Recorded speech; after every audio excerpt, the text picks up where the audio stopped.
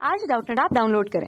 Doubtnut पर अपने सभी गणित, रसायन विज्ञान, भौतिक विज्ञान और जीव विज्ञान के डाउट्स का करो सफाया। बस प्रश्न की फोटो खींचो, एक ही प्रश्न को क्रॉप करो और तुरंत वीडियो सोल्यूशन पाओ।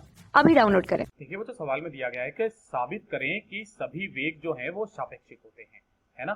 तो ध्यान से देखना बच्चों, जो भी वेग है या गति है ना, मैं विराम और गति दोनों के बारे में बताऊंगा बच्चों, है ना। तो जो हमारे पास में विराम और जो गति होते हैं बच्चों, विराम व गति विराम व गति जो होते हैं बच्चों, दोनों कैसे पद होते हैं बच्चों? सापेक्षिक पद होते हैं। कैसे पद होते हैं? सापेक्षिक पद होते हैं। अब वो किस तरीके से? केवल एक ही उदाहरण से मैं बात बताऊंगा जिससे सभी वेग भी सापेक्षिक हो जाएंगे और सभी विराम भी सापेक्षिक हो जाएंगे, है ना। केवल उस चीज को समझना। तो सबसे पहले हम लोग उदाहरण देखते हैं। अब वो उदाहरण क्या है बच्चों, ध्यान से देखिएगा।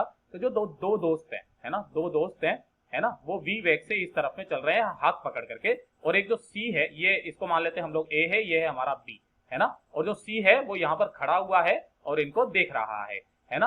प्रारंभिक जो इनकी स्थिति थी इससे वो इतनी थी, ठीक है। अब ये किसी समय t समय बाद में ये ऐसे चल करके, ये दोनों के दोनों हाथ पकड़ के चल रहे हैं, वो यहाँ पर आ गए हैं, है ना। ये हमारा a आ गया यहाँ पर, ये हमारा b आ गया, और ये इसे v वेग से ऐसे करके चल रहे थे, दोनों का वेग समान है, ठीक है।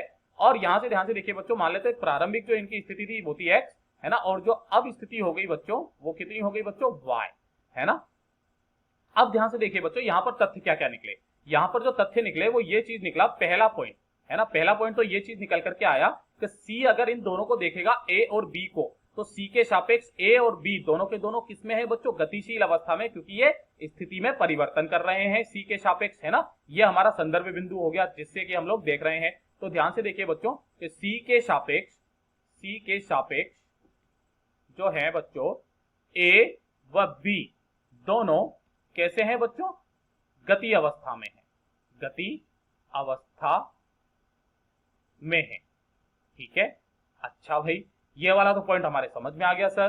दूसरा वाला पॉइंट देखिए ध्यान से बच्चों, अगर मैं a से पूछूं क्या b गतिशील है, भाई पहले तो मैंने c से पूछा तो दोनों ही गतिशील थे। अगर मैं a से पूछूं b से क्या b के लिए कि क्या b गतिशील है या स्थिर अवस्था में है, तो a क्या बोलेगा कि भाई ये मेरे से जितना दूर पहले था अभी भी उतना ही दूर है मुझसे, है ना, यानी कि मेरे सापेक्ष तो इसने स्थिति में परिवर्तन नहीं किया है ना। तो ये a के सापेक्ष b स्थिर अवस्था में है, और b से अगर पूछा जाए कि a किस में है बच्चों, तो वो भी क्या बोलेगा? इसने भी हमारे सापेक्ष स्थिति परिवर्तन नहीं करा है, यानी कि ये विराम अवस्था में है। यानी कि a और b के सापेक्ष, a और b एक दूसरे के सापेक्ष किस में है बच्चों? स्थिर अवस्था में है। a व b एक दूसरे के सापेक्ष किस में है बच्चों? स्थिर अवस्था में है, स्थिर अवस्था में है। समझ में बात आ गई? अच्छा, तीसरा जो बिंदु हमारे पास में निकल करके आया वो ये निकल करके आएगा, इन दोनों से पूछा गया कि बताओ C जो है वो स्थिर अवस्था में है या गति अवस्था में है A और B के सापेक्ष।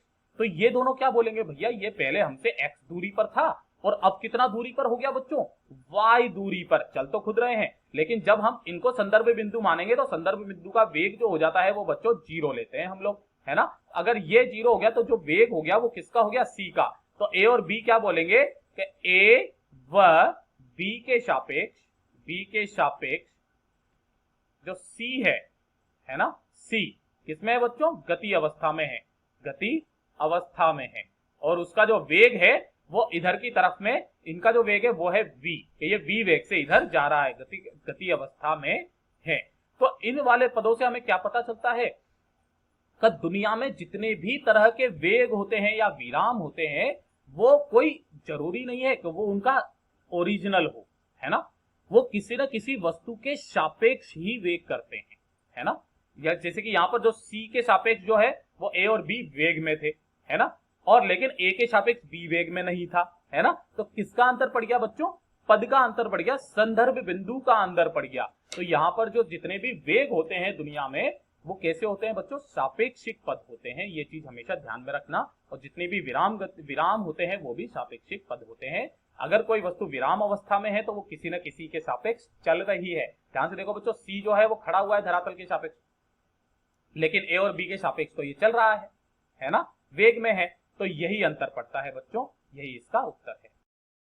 कक्षा 6 से 12वीं से लेकर नीट, IIT, JEE वो एडवांस के लेवल तक 1 करोड़ से ज्यादा छात्रों का भरोसा।